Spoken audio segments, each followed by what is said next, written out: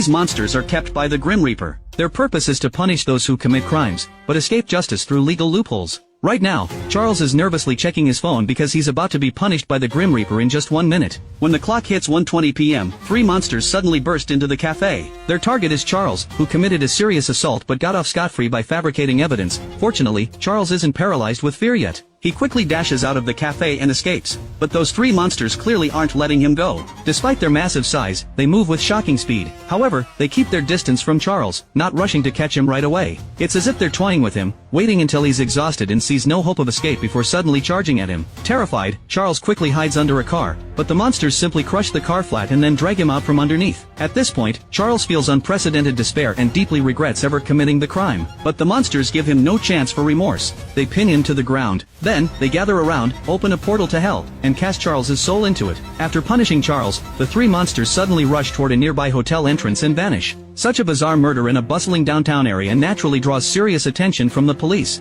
But according to their investigation, Charles divorced after being acquitted 2 years ago and now has no immediate family left. So, the police can't figure out why he was attacked by monsters. However, a web streamer named Lucas trends online after this incident. He had previously posted similar videos of monsters killing people, claiming it's the Grim Reaper's judgment that those killed are guilty. And before purging these sinners, the Grim Reaper would appear in advance to announce the judgment time. Once the time comes, the monsters arrive to take the sinners to hell. Just as Detective Leo was about to question Lucas for details on the monsters, he found that Lucas had actually gone live publicly online. Of course, the content was still all about the Grim Reaper's judgment, but this time he presented more similar cases from abroad, and his followers became even more convinced, really buying into the existence of the Grim Reaper. But Leo, being a cop, didn't believe in any of this supernatural stuff. However, for the sake of the investigation, he still tried to communicate with Lucas. Yet, after learning they were investigating the murder from earlier that day, Lucas didn't bother hiding his contempt, and openly mocked them for daring to investigate the Grim Reaper's actions. He even stated with certainty that the Grim Reaper's punishments would continue.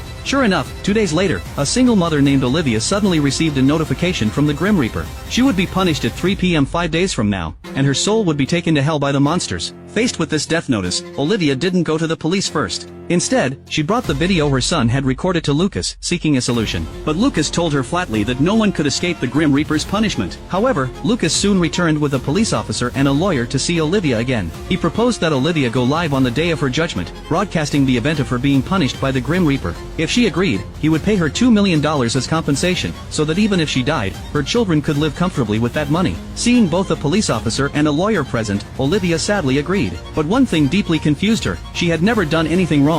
So why was the Grim Reaper suddenly punishing her? No one present could answer that question. Then, Lucas noticed there were no photos of the children's father in Olivia's home. He asked her what the children's father did for a living. At this, Olivia's emotions flared up. But she didn't tell them who the father was, nor did she admit he was a married man. Yet, she suddenly understood, it was probably because of her affair with a married man, this act of breaking up a marriage, that she had incurred the Grim Reaper's judgment. The day before her judgment, Olivia put her children on a plane to go live with their grandmother. She didn't want her 2 kids to witness the process of her punishment. The next day arrived, the day of Olivia's judgment as foretold by the Grim Reaper. A huge crowd of Lucas's fans swarmed the area around Olivia's house, ready to witness the entire event with their own eyes. Lucas, aiming for maximum impact on his live stream, even had the wall around her property torn down. Meanwhile, the police had no choice but to deploy a large number of officers to maintain order at the scene. Then, a group of masked individuals appeared and took their seats in a specially arranged VIP section. They were the ones who had funded the $2 million payment. As the appointed time drew near, Olivia finally made her way into view and sat down in the chair positioned before the cameras. As the countdown began,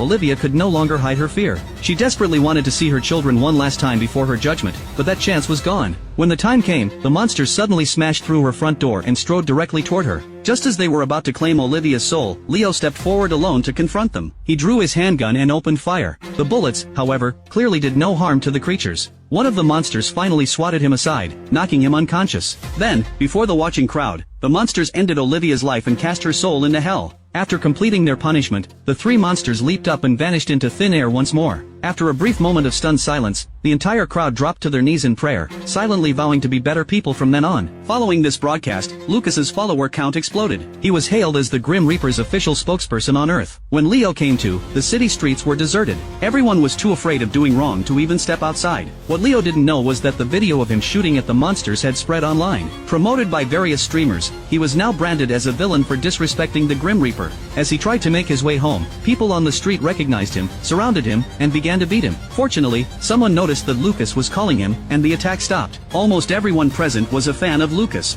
Hearing Lucas tell them to let Leo go, they all agreed. Lucas then arranged to meet Leo at an abandoned orphanage. When they met, Leo learned that Lucas had also received a judgment notice from the Grim Reaper. 20 years ago, when Lucas was just a middle school student, he got his death notice. But he could never figure out what crime he had committed to deserve living in fear of imminent death for so long. So after graduating university, he traveled the world, wanting to see as much as possible in his shortened life. However, while in a desolate area of Africa, he witnessed a judgment firsthand. He felt he didn't deserve this fate and shouldn't have to live in fear any longer. So he decided to change his destiny and avoid the coming punishment in his own way. But after witnessing several more judgments, he realized he stood no chance against the Grim Reaper. Therefore, he used his live streams to spread the word, aiming to make those who had committed wrongs live in fear themselves. The reason he dared to tell Leo all this now was that he had only 2 minutes left before his own judgment. He pleaded with Leo to film the process. Just as Leo was hesitating whether to stay, the 3 monsters arrived right on schedule. The process was identical to the others. Lucas's soul was also cast into hell by the monsters. There was no special reversal despite his title as the Grim Reaper's spokesperson. As for Leo, he didn't film it. He simply returned home in a daze. In that moment, his entire worldview shattered. He didn't know what to do next or how to save those marked for punishment by the Grim Reaper. That same day, a newborn baby received a punishment notice from the Grim Reaper. A nurse named Lily recorded the entire incident and posted it online. When the baby's mother, Chelsea, saw it, she was filled with self-blame, wondering how she could have given birth to a child marked as a sinner. The father, Evan, was equally shocked. They couldn't comprehend what crime a newborn could possibly have committed. Evan knew of an option because a judged colleague had once received help from someone named Annie. Her group had staged the colleague's death as an accident to conceal the truth of the Grim Reaper's punishment. Although the colleague still died, their family was spared from public gossip and attacks. So, Evan rushed to Annie, seeking her help to save his child. However, upon learning that an infant had been marked, Annie immediately saw it as a chance to shatter humanity's fear. Her plan was to broadcast the baby's judgment live. That way, the entire city would see that not all who were judged were sinners, and the panic created by the Grim Reaper's notices would fall apart on its own. But how could Evan possibly agree to put his newborn on a live stream? He couldn't bear the thought of his infant child being judged before the public. He accused Annie of trying to use his baby and, more importantly, stated he didn't even care about the truth behind the judgments. Annie, sensing his distress was rooted in the impending loss, calmly offered an alternative. If he refused the broadcast, they could still stage it as an accident, as before, making life easier for him and his wife. She gave him a card, telling him to contact her after he decided. Back home, Evan told Chelsea everything Annie had said.